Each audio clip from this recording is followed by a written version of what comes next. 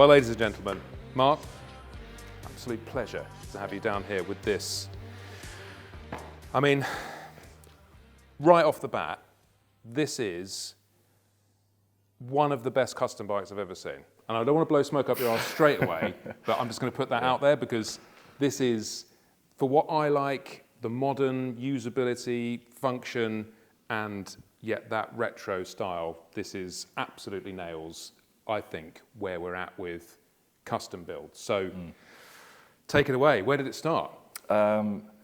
We started for that exact reason in a way. It was that I love sports bikes and love that type of riding, but I was kind of a bit frustrated with how a lot of modern sports bikes, or just modern bikes in general, had that aesthetic. Didn't quite do what the old bikes do. And I love all the kind of late 80s and early 90s Japanese stuff. So yeah, it was a kind of a bit of a test really, to see if you could take a modern bike and make it look as exciting as the old ones did. So was this your first full build, if you'd say? It was a second build, but the first one in this style with that approach of like taking something modern and kind of bringing it back to the old school look. That best of both worlds. So what is it underneath then? So it says GSX-R1000. It's called the SLABSHOT. Nice play on words there, sort of halfway between the two. It's a K9000 underneath. Okay, so the original twin puppy, standard fare GSX-R. Yeah. And you bought that specifically, or you owned that bike? I just wanted to get the newest 1000 GSX-R that I could get with my budget. And I found this, and it was a semi-track bike, just had track fairings on it. But apart from that, it was all bog stock. And the newest I could get would be the biggest contrast. So K9 was what I could get for the budget, and that's what I started with, yeah. So how did the build sort of start? Like what do you do? You go, did you always envision it looking like this? Yeah, well, it's hard when you start a project because you don't know if it's going to work. And I think the majority of the time goes into stripping it down and then kind of marking out the lines that you want. And this kind of posture and line through the tank and tail. But there's a whole area of lots of things to deal with to make it make sense, because you can't just slap fairings on. You have to, in this case, the tank and tail unit were made custom to suit the frame. Do you make this? Did you make all that as well? Because you're a metal fabricator in your sort of day job, right? Main job is metal work. So did you make metal molds almost, and then? These actually, there's a bit of a mix on this. The tank started out as a slingshot tank. It looks amazing, by the way. That was, so the top section is actually the mold's taken from a slingshot, and then the rest of it was, I put foam on there and carved it in, and then fiberglassed it and figured out the form in that way. And the same with the tail unit flowing into the frame. That was all shaped on the bike in foam and then converted to fiberglass. But I'm currently doing a build where it's all aluminium and doing with sheet metal work, and that's the approach I'm starting to take forward. So this is a bit of a mix. I've seen that on your Instagram, actually. If you are a bit of a sort of metal, what's that, ASMR sort of thing, you do some really nice like rolling metal works, and it's like, oh yeah, a bit of metal. Yeah, I tried to show a lot of the process stuff, because my day job's metal work, and I show all of how everything's done in that. But I think it's nice to see what goes into a build with each step of it, really. So yeah, try and put that on. Yeah, I mean, with this, metalwork wise, a lot of it was in brushing this frame back, because opposite as stock is black, I think, powder coat, and it's really textured where it's been sand cast. So there was a few days in just brushing that back to I can imagine. That's a time-consuming job. And but do you get sort of satisfaction from just going, I've got all day just to do this? Or is it like, oh, I've got to do this all day? No, I like doing it. It's just juggling this with the metalwork, which is what pays the bills, and then so there's kind of a constant juggle between doing those jobs and jumping on the bikes. Yeah, I mean, I said it earlier, but I think this style of vehicle is, let's face it, bikes are astronomically expensive at the moment, and they're completely like designed by like group, safety group. Oh, we've got to put this on it. We've got to do that on it. Can't do that. Can't do this.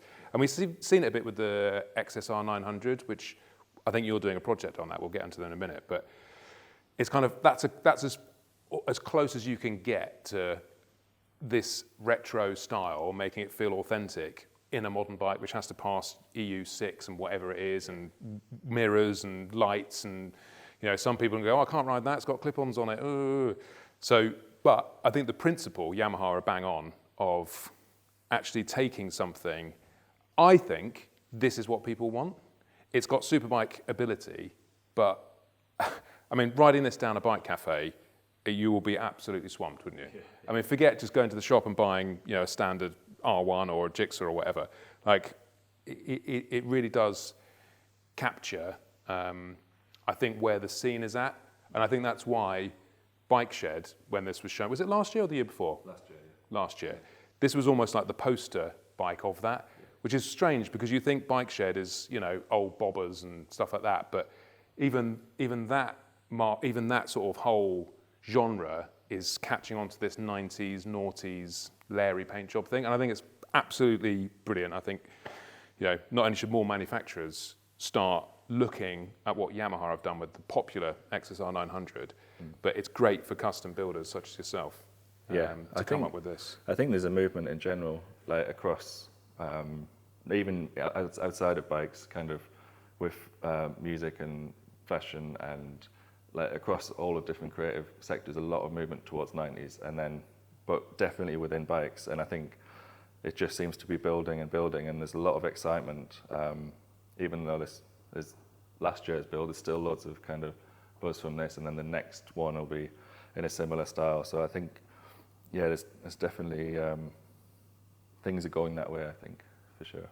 But I haven't seen any of the manufacturers go as far as that yet. The XSR is great. Yeah. It's quite a classic red and white paint job. And yeah. But I mean, we were having a chat off camera.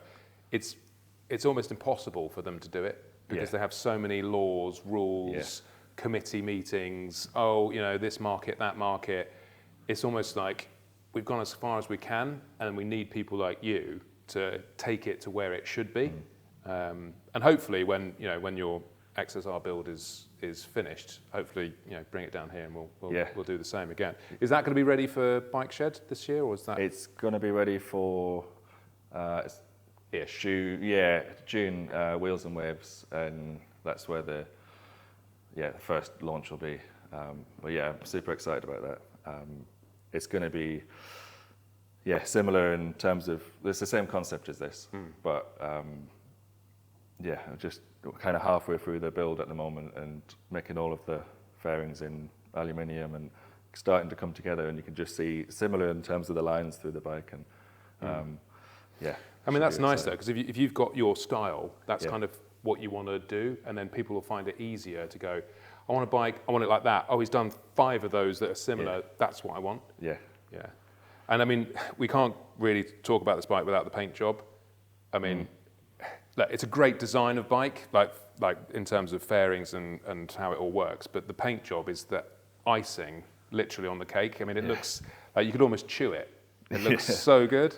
So where did that inspiration come from? There's quite a lot of references, kind of classic zigzag from some of the early GSX-Rs.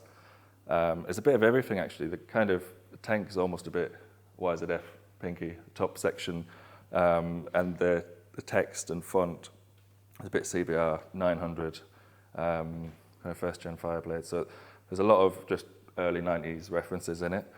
But it was kind of hours of mocking stuff up on Photoshop and Illustrator and testing things out. And I think it's nuts. It looked good as a white kind of blank bike, but as soon as that goes on, it just pops out. And even the fade, was that almost like a last minute thing? Because it works really well. I think it works really, really nice. No, I wanted the fade because there's kind of the dark purple front wheel, and then the white wheel gets lost, and it kind of all just gets a bit lighter, and it's a little visual trick of pulling it down at the front. Yeah. But yeah, I designed it, and then I had it painted, and this guy called Ian Boltwood who did the paint work on it, and yeah, I don't have the setup in the workshop for doing, or I don't have the skill to do paint. Not yet. Yeah, not yet. Yeah, hopefully. Hopefully, I'd like to do every step in the workshop at some point. Yeah. And I think what makes this paintless design really successful is the clarity and boldness of it. Like you see so many paint jobs, like if you look at modern crash helmets from all the big names, they're all just fiddly and confusing, and I'm just, no, I like the way this is a bold concept, amplified, big, and just gone, that's it. Stop fanning around. Like you could have easily, like if it was a manufacturer, they're going, oh, well, let's pinstripe in that as well and make it more cool, and but it loses the purity of it, and I think that's where this is so successful. Yeah, it really is it's a beautiful looking thing. So what's your favourite element of this machine then? Like the bit you're most proud of that you look at and go, oh yeah, that's good. To be honest, I think what we've just been talking about, the paint work, well, a combination, the fairing, the kind of stance, because I did spend a lot of time staring at it and working out how to get that kind of silhouette. So that's, I think the majority of the work was in getting that right. And then, yeah, I got quite excited about the paint work and designing all the fonts or downloading lots of 90s fonts and trying them out. Yeah, I spend most of my days just staring at motorbikes, just going, because I've got a bit of a design background and all that sort of stuff, and I'd love to be able to, I want to talk to you actually about helping me with my Pinky project that I'm going to do. And it's constantly in my mind. It's like, oh, I'd love to do that. I'd love to make that happen. I'd love to do that. But I don't have the technical skill to actually be able to go, ta-da, there it is. Particularly designing my own bodywork. I mean, I'm pretty good in 3D CAD and stuff like that, but then to turn that into, you can't really 3D print thin curves, and there's a lot of prep work and stuff involved, and I'm not really a hands-on foam kind of guy, so I'm very, very jealous, basically, of what of your skill set, and I think it's brilliant these days that actually someone has a manual skill set about how to work with metal. 99% of people have got no idea. And it's all too easy these days to be like, oh, well, we'll just do it on computer and go, AI, make me a 90s motorbike. Which sadly, I guarantee you, there'll be a few around soon. Go, oh, I did it in AI. Oh, yeah, it's brilliant. Yeah, it's something, I think initially it was kind of the only way for me to do it is because I can't do 3D stuff and, maybe to a basic level, but there's something actually about when you start a build and you start mocking it up on the frame, you can kind of have an idea from the side angle, and that's the thing I look at the most. But then you move around the front or move on the back, and actually it doesn't look quite right. So you've got to constantly do it on the bike, and like with the XSR at the moment, I had it looking perfect from the side, but then you go on the front and it's not quite right. So there's a lot of, I don't really know how I would do it any other way, really.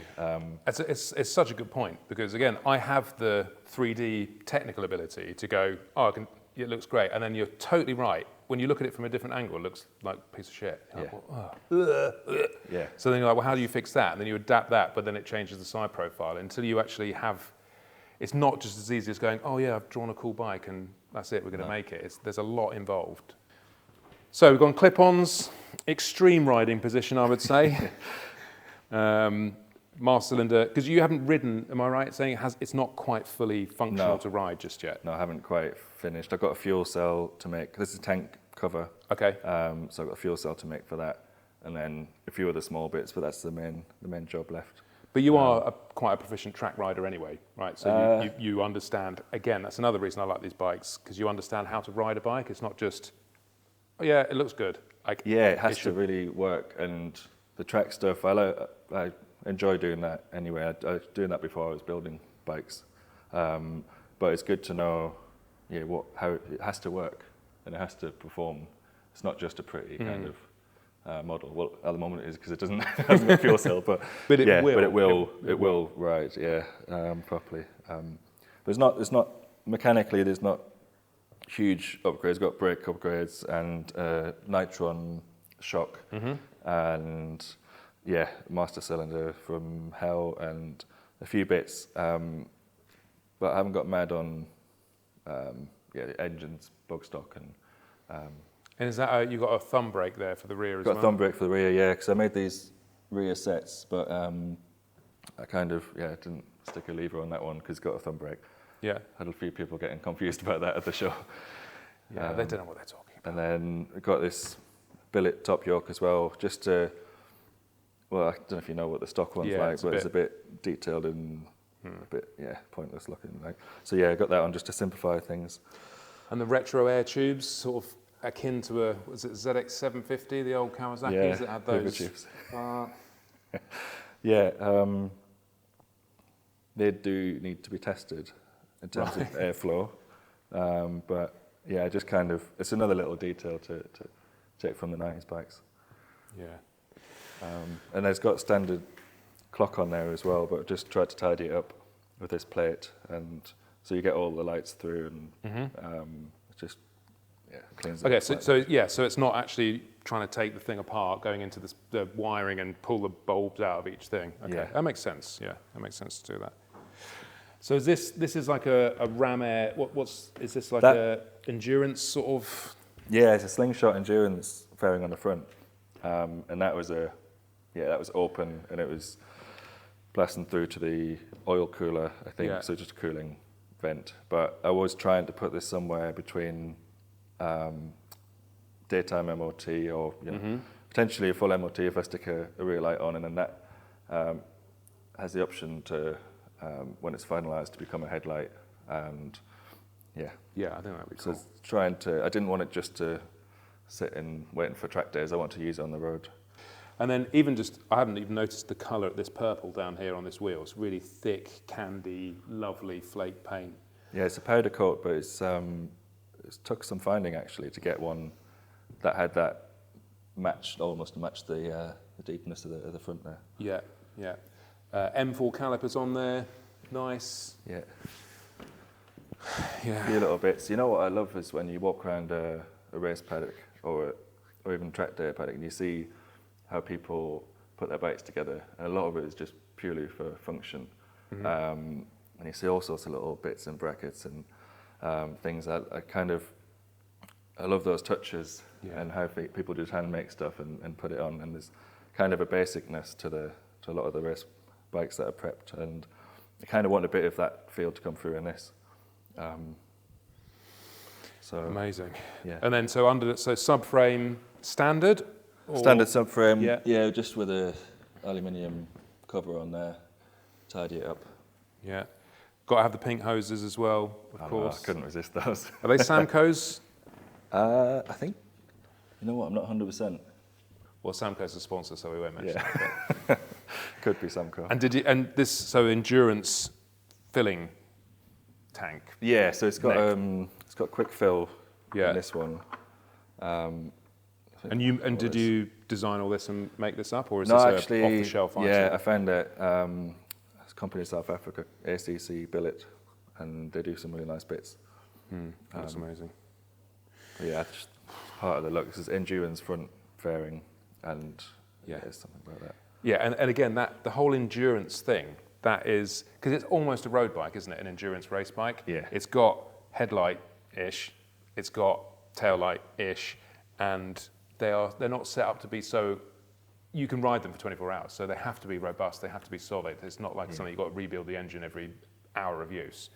And that really appeals to me as well. So, which I think is why this really struck a chord with me, for being the genre and style that it is, and the bold design, plus its endurance, plus it's a GSX-R1000, and it's like you can take your modern, reliable, good bike and dress it up in this way. And I think as I said at the beginning, it's bang on for what I think a lot of people want in their bikes. I have actually had, like you say, dress it up. I've had a few requests for fairing kits. Yeah, I'm not surprised.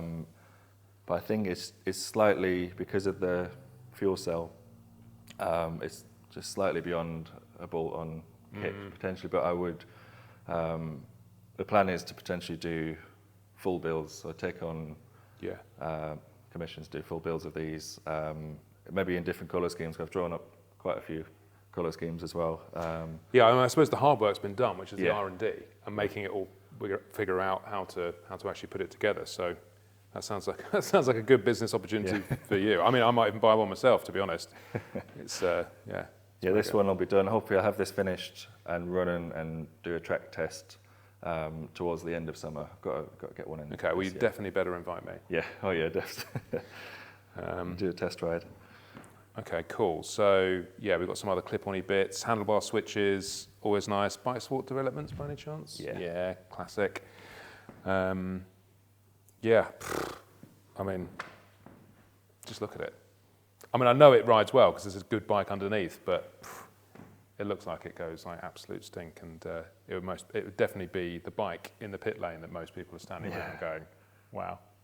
Quick note on exhaust. This isn't the one that was shown with, right? This is a secondary one. You pinched it from something else, didn't you, or something? Yeah, I made the link pipe for a different end can, and then I've just switched that out. I'm trying out different. It's not finalised yet.